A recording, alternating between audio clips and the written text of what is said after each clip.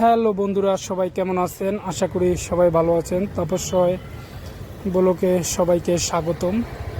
বন্ধুরা, আজকে ছোট্ট একটা ভিডিও নিয়ে আপনাদের মাঝে হাজির হয়ে গেলাম। উত্তরা যাচ্ছি একটু কাজে, তো যাওয়ার পথে আপনাদের সাথে কিছু কথা শেয়ার করব।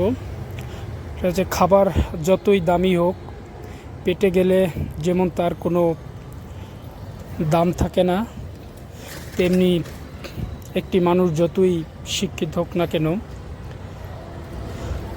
মনুষ্যত্ব যদি তার ভিতরে না থাকে তাহলে কোনো দাম নেই তার ওই শিক্ষিত। আর বেঈমান আর স্বার্থপর মানুষ দেখবেন, এরাই সবচেয়ে ভালো থাকে আমাদের সমাজে। বিশেষ করে বর্তমান সমাজে বেঈমান আর স্বার্থপর মানুষগুলোই সবচেয়ে বেশি ভালো থাকে। ধন্যবাদ বন্ধুরা,